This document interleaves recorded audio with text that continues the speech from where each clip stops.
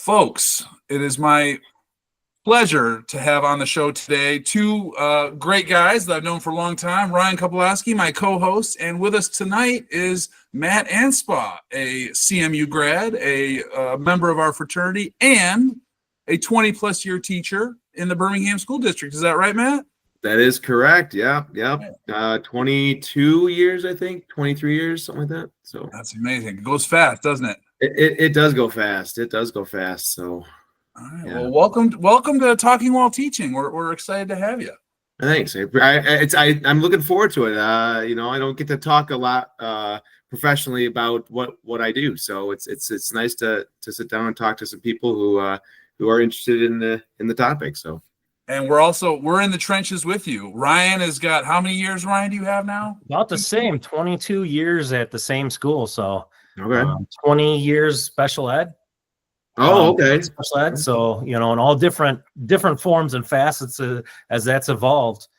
So yeah. It hasn't ever over the last 20 some years. Absolutely.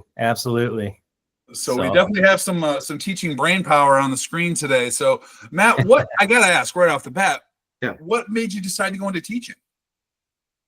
Honestly, it was not actually my first choice of career. I actually started at Central. I was pre-vet when I started at Central. So, and I thought I was just going to go into and become a vet and do like large animal stuff, but I guess I come from a teaching background. Both my parents are teachers. So my mom taught for 30 years. My dad taught for 30 years. My family's just kind of in that area.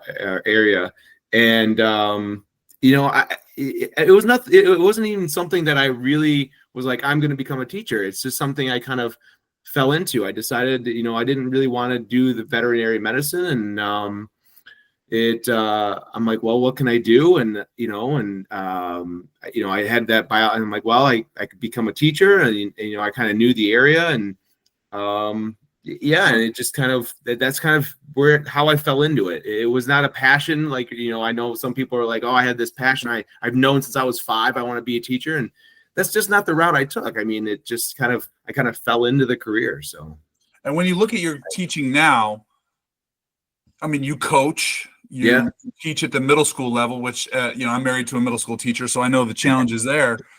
Are there any regrets? Is it a case where you're like, I should have gone into something else, or has teaching been a passion for you, and has it worked out as a good career? I mean, honestly, it has worked out as a really good career. Teaching in Michigan, specifically and around the nation, has changed so much in the last 20 years and 20, 30 years, from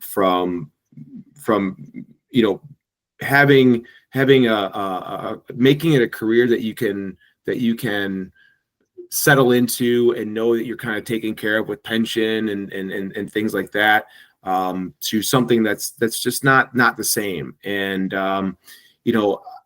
I really enjoy what I do. I don't know if I teach. We call it engineering technology. I kind of call it shop. That's kind of what it is. It's really kind of shop light. I really enjoy teaching that. If I had to do over again, would I do it? I don't know. You go through life and you pick up the different things that you really enjoy. I still love working with my hands. I'd probably do something in the same area, whether it's teaching, in the building trades or something like that. I might still be doing that. So, I think it's something that I would probably still be doing. Maybe not at a middle school. I might have moved into a high school level or something like that. But yeah, I think that is a career choice that I think that that I would probably stick with in some form. Right. In some form, right. So you got all this teaching responsibility. You're coaching. Yeah. What do you do for stress relief? What do you do for fun? Wow. Yeah. Being a dad, being a, Yeah. I like being outdoors. I like fishing. When I can get out there. I do home improvement stuff. I mean, it's kind of my thing. So, and Sarah really likes it, right? So, I work on my house, and I'm currently renovating a bathroom right now, and Nice. do stuff around there. And I have a cabin that I go to up in Gladwin, and kind of do that. And we travel like with the family. My daughter plays, she's pretty good at soccer. She's a pretty good athlete, much better athlete than I ever was. Taking her, she plays travel, and she plays in the high school team. So taking her to, and watching her play is always really nice. So, it's just anything I can do in downtime when I can find it. Right. Right. Teachers don't have a lot of it. Right, exactly. Especially with coaching too.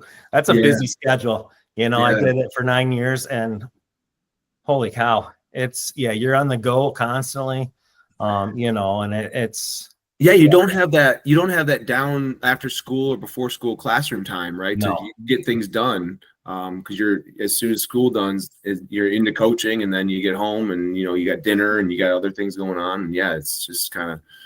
Yeah, it's a tough schedule if you're coaching, for sure. Matt, do you find that you use a different, and Ryan, of course, I'd like to hear your take on this too. Yeah. Do you find that you use a different philosophy or a different approach to teaching than you do for coaching? I would imagine it's probably a smaller group, a lot more focused. Yeah, it's been a while for me, but I had the same basic philosophy, basic underlying philosophy of that, everybody can learn and stuff. And so I was a big proponent of like getting new players out there that have never played soccer before, and it's always, for some reason, it's the stigma of, well, I've never played before, I don't know how to play or whatever. I'm like, I'll teach you the basics of how to play. If you're athletic, I would go after our hockey players, and because it was easy to transition to soccer.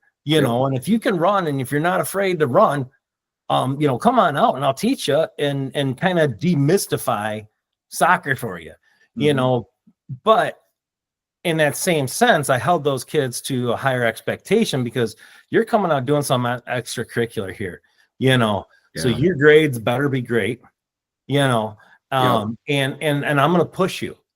You're taking this extra step, so I'm going to push you that extra step, and see how much I can get out of you, and help you realize that you can continue to push yourself past your limit of what you think you can do and what you can accomplish. And that transfers, Yeah. And now, when you coach, were you in the high school level?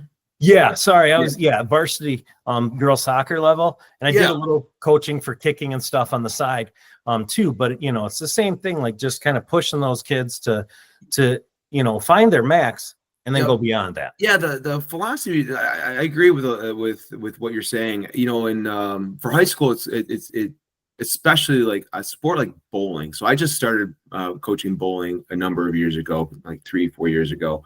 I had done it all my life. I grew up doing it. There wasn't a bowling team when I was in high school.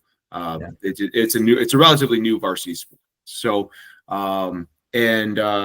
it's really about just, getting those kids out there having some fun. There's not a lot of sports out there where you can have some pop and eat a little pizza or whatever while you're playing, right? And so it's really nice when you get those athletes in the off season. Those hockey players and those baseball players, you can come out and they have a little fun in the off season of your normal sport and doing that. But middle school, it's a little different, right? I mean, we actually have a couple. So our basketball, I coach different sports, but we had so many people coming out for basketball that we actually have an A and a B team for basketball. So I would take on those B players, right? The second cut, and it's really all about getting kids in there, working on those skills, skill development. It's skill development, and making and making it fun, so that hey, you're building those skills, so maybe you can make that A team. And every year, those kids that work hard and they move on in 8th grade and they make that A team and they move on and they make it in high school. So, it's really about, that's really the philosophy that I take with it is like, let's build those skills. Let's have some fun. And that's really what sports is about, right? It's not, I mean, do we want to win? Well, yeah. Right. Of course. Yeah. Right? But at the same time, like we should have some fun doing it too. Absolutely. Of course. Yeah. Matt, you can tell we're all Lions fans here when we're like, winning would be nice, but it's not the only thing, but it would be nice. The only thing, but, 30 years of disappointment. Matt, you've worked in Birmingham now for quite a while. Yeah. Oh yeah. What's one of your takeaways about the school district there, good or bad? What's one thing that you want people to know about if they come, send their kids to Birmingham public schools? What's going on there? What do you like? What are you proud of? Yeah. So, Birmingham's a great district to get it, to teach in. It's a really great district to have your kids go to. But it's, gosh, it's a district that if you live in the district, like there's a lot of competition for private schools in Birmingham, right? And in fact, there's more private schools in the vicinity of Birmingham's borders than there are actual like public schools. So I mean, we have there's a lot of competition, right? And so Birmingham is really always trying to be the biggest and the best, and they really want to be the premier school in the state of Michigan. And if you look at the stats, they're up there, right? They're always up there. They're always competing with like West Bloomfield and Troy and some. Shouldn't you be saying we, Matt? I mean, isn't this a we situation? We. Yeah. So in terms of that, I mean, they're really trying, or we're really trying to be the best that's out there. But also I think when you do that, and you're looking so outward and trying to compete with these other districts, that you're missing some stuff, right? You're not focusing on like what's going on in your own district as much when you're trying to compete with everybody else. So I really think they're missing some things just because they're looking too far out. And what's one great thing about? That's a real concern, that's absolutely that's important stuff to know. Sure. What's one thing that you just love about where you teach, where it's just, man, I'm really glad I'm here? I can't speak for everywhere in Birmingham, right? Yeah. Just you. Yeah. So at the school I'm at, so I'm at Berkshire Middle School, and it's a great community. There's Birmingham's kind of split in terms of its population, right? So we have two high schools. We have Groves and Seaholm.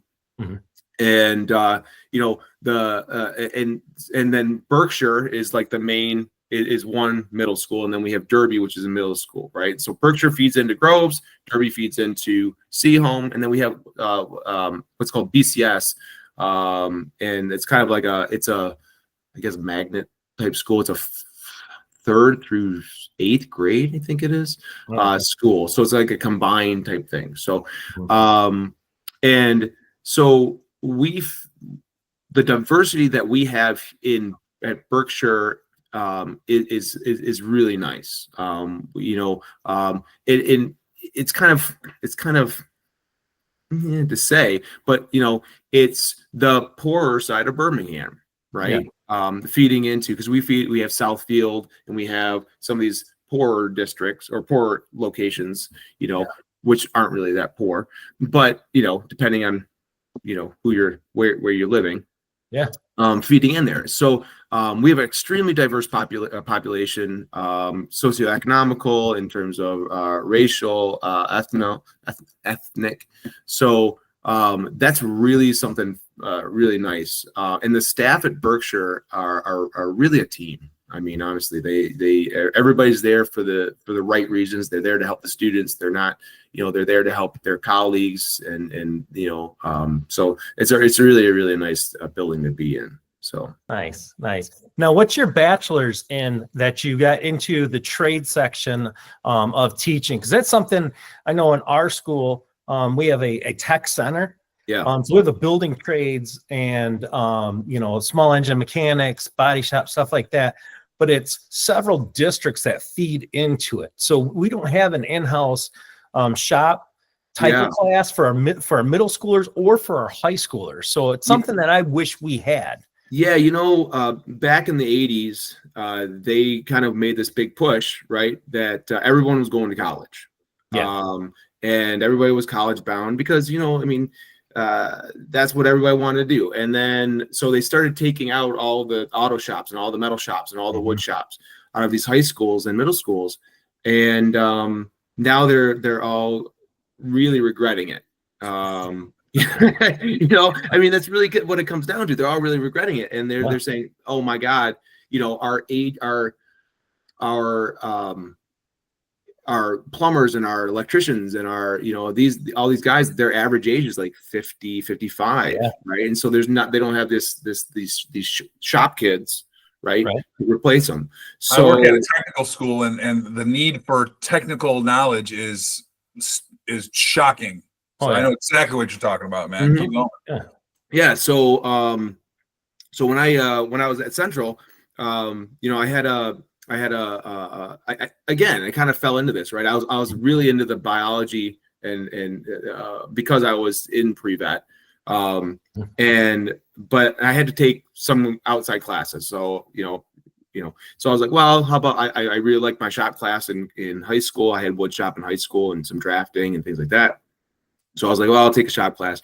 And, Central has honestly, a really good program. Mm-hmm. And when I looked into it, they had industrial arts at Central. So I was like, well, when I switched over to teaching, it really was like, well, I got to, I wonder if I can get a major or minor in this. I actually ended up with a minor in it.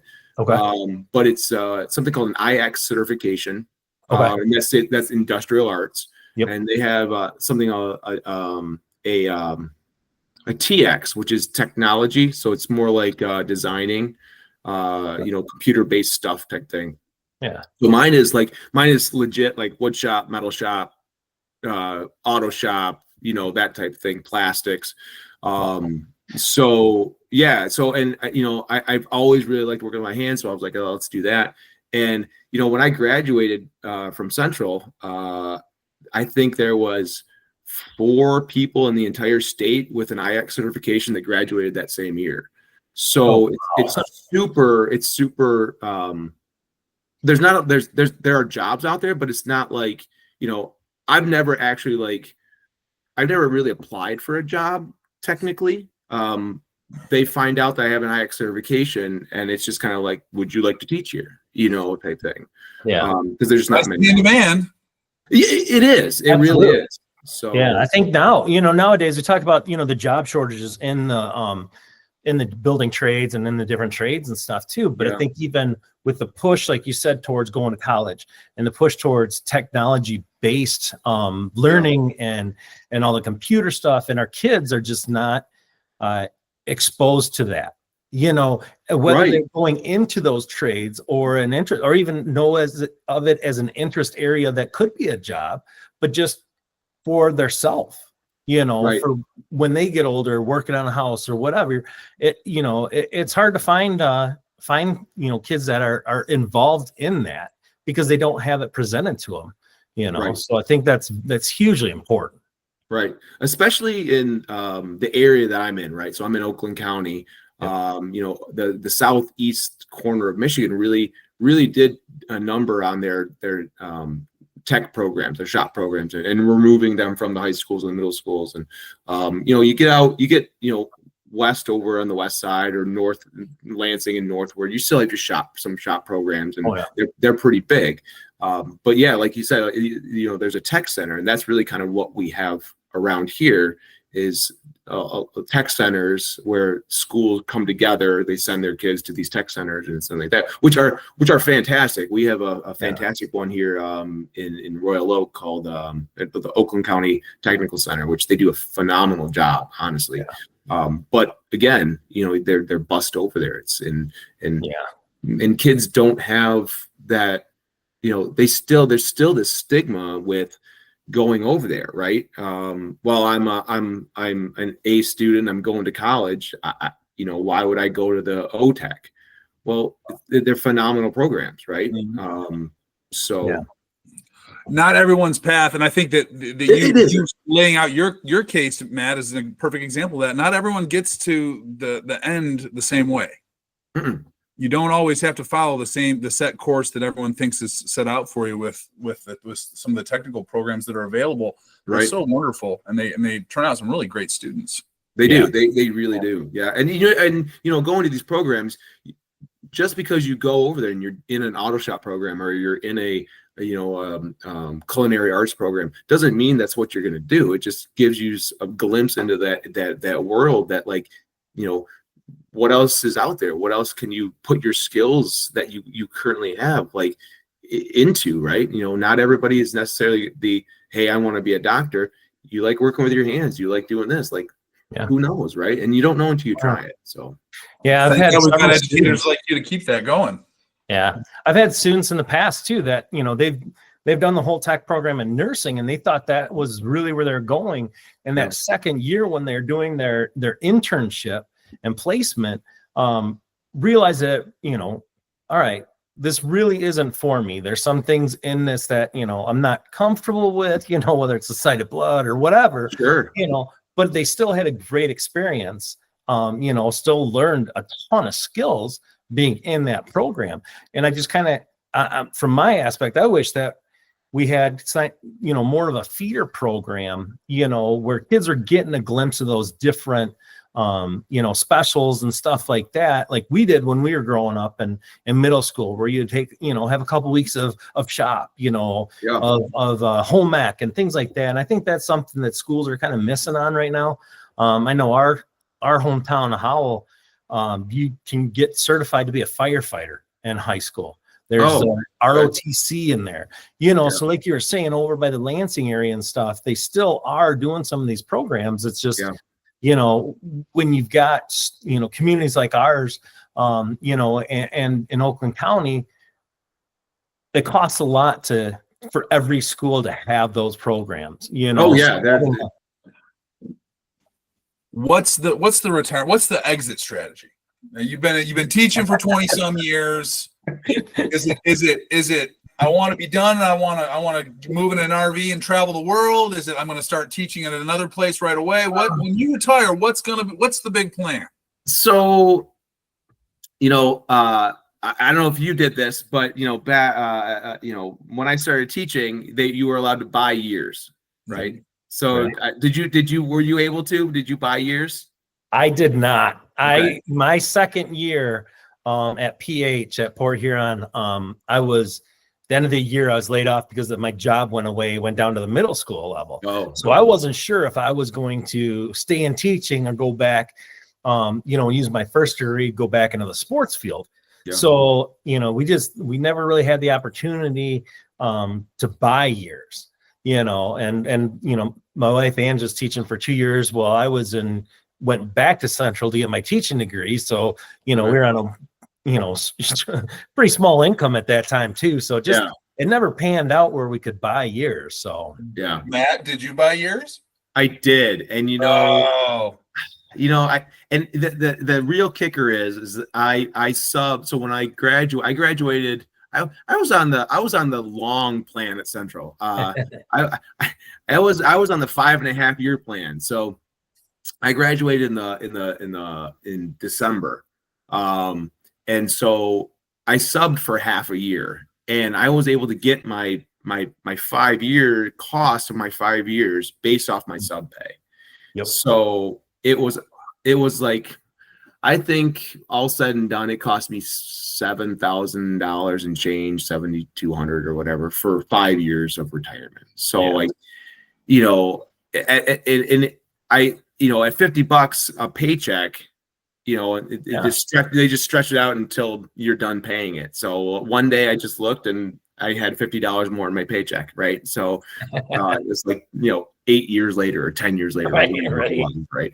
So so I have 5 years extra. So honestly, like I got some credit for subbing. Yeah. So I'm getting close. I actually looked not too long ago, and I think at the end of this year I'm going to have like 28-ish years in. So I mean, with the 5. So like in reality, like I could retire when I'm like 50, right? Yeah. So that's that. I'm like 2 years out, like 3 years out here. So,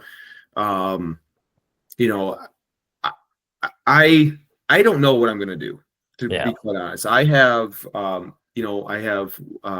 my youngest daughter is going to still be in school in college. Well, if she goes to college, that's the path she takes. So do I stay? Maybe. I actually have an app that that will be launching in August, hopefully. So hopefully that'll be maybe some supplemental income on that. Is this all right. breaking news? Are we breaking it? You are breaking news. Wow. This is the first time I've like publicly talked about it. So, yeah, it's a parking app. So, yeah. So, I don't know if you want to get into it or not, but, it's, in a nutshell, if you ever go to like a Michigan or Michigan State game, right, and you're looking for parking, people have their, hey, like, park on my lawn or park in my driveway or whatever. Yeah. Right. So, and it's like $20, $30, $50, whatever. So basically the app puts those people that are renting their properties with the people that want to rent that space. You go in the app, you look for it, you book it, you pay for it, you drive in, you park your car, you're on your way, you come back, you leave. Right? It's a lot better than standing out on the side of the road with a sign waving people in with a $50 over here. Come in. So that's good. So hopefully that should we just finished the design literally last week. We finished the final designs on it, and it's just being programmed. It should launch hopefully in August. So that's something that hopefully is coming up. And then I looked into like maybe doing some something in like construction or welding or something like that. I don't know. I after you get that point of retirement, it's like, well, every year's gravy from now on. Yeah. Right. Yep. And you're right. Do I still love this? Do I still want to wake up every day and do this? Yeah. So, yeah. Well, are there a lot of days now where you wake up and you're like, do I still want to? Because I mean, again, we're all I'll tell you plus. I'll tell you what, it's getting less and less.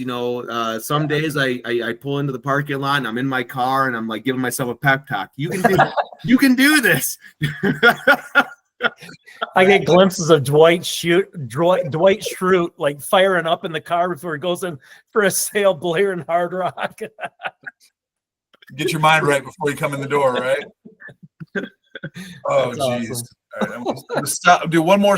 So, Matt, the one thing we always want to make sure we ask people is, has there been any lesson plans or anything that you saw where you're just like, man, that was cool. I wish that was a cool lesson plan, or that was something that you're like, man, I'm going to steal that. I mean, I do cool things and then people steal that stuff from me, but that's how it goes. But yeah, so there, there are some stuff like when I'm talking with kids or I'm talking with some colleagues and stuff. We have this one teacher teaches history, and they do a really cool assignment with. So they're studying. It's 8th grade, and they're studying the Constitution, right? And so they do this project where the kids go into groups. And then they get law cases and like legit law cases, like coming out, and they have a judge, an actual judge, like that has law cases or that have current cases on her docket that she like will say, hey, here's some cases on my docket, you guys, and there's I think it's like 6 or 9 cases, and each group gets assigned a case. And they have to basically be a lawyer and say, hey, you got to defend this, or, how, where are you going with this? And then they actually, the judge comes in and they have to like defend their law case in front of the judge, either for it or against it. And it's a really cool assignment, right? So like they have full-on mock trial, huh? full on, like basically mock trial. Yeah, they got to dress up. I mean, if they're not dressed up, if they're not looking good for court, the judge is like, sorry, you go ahead and sit down. Like, we're not hearing your law case today. So it's a big deal. Yeah, it's pretty cool, right? And so really cool. I mean, there's some really cool assignments that people do that that are out there that I've seen. So that's one of them. That's one. Yeah, well, that's great. That's great. That's awesome. So, as we're wrapping up, I always want to give people the opportunity, if they have a teacher or a student they want to shout out, if there's someone they want to say, hey, this student's great, or this because anybody can watch this. We don't have to show anybody this, or you can tell people it's out there, and a teacher that really one of the teachers that probably made me want to go into teaching for sure. I'll give him a shout out. My seventh grade science teacher, Mr. Poindexter, which is funny that his name is Mr. Poindexter. That's awesome. I'll give him a shout out for sure. Unfortunately, he passed away a number of years ago, so he's not going to hear it. But like he's the reason that I went into teaching for sure. Just a phenomenal teacher. A really personable guy. God, that's a pretty good shout out, Matt. That's that's good. I mean, there's always one or two. I got one more. And this woman is still alive and still teaching. I don't know, maybe, but Miss Fatel, she was a math teacher I had again in middle school, and completely turned around my math, my math abilities. Single-handedly. So I'm going to give her a shout out too, because she was a phenomenal teacher and it really did a great job teaching me to love math and actually be able to actually do math. So very cool. Nice. Those are good shout outs right there. Absolutely. Yeah. Ryan, any last questions you want to throw at Matt? I got nothing, man. I know it's been forever since we've seen each other, so I mean we could probably talk for years. Yeah, we'll have to get together at CMU. I got a daughter up there at CMU now, so freshman year. So no way, you're not that old. We're not that old. No, I wish we weren't that old, but we are. I know. There's a lot of gray in this picture, boys. I hate to say it. I know. I was worried about that when I was growing out my beard. I told my wife, I'm like, I don't know if I want to. Like, I'm afraid it's gonna be all white. This was not always all white. Yep. Matt Anspach, you are an outstanding friend. You are an outstanding teacher, and we are so happy that you agreed to sit down and talk with us on Talking While Teaching. Thanks for. I appreciate you reaching out, man. This has been a good time. I really appreciate it. At some point, we'll stop hitting up only CMU people. You're only our second interview, and so far they've both been CMU folks. Right. But there's nothing wrong with going back to your roots. Hey, no, you know what? That's fantastic. CMU's a teaching college, man. So Amen. Keep going back to that. Thank you, Matt, for stopping by today. All right, I appreciate it, guys. Have a good one. You too. I'm gonna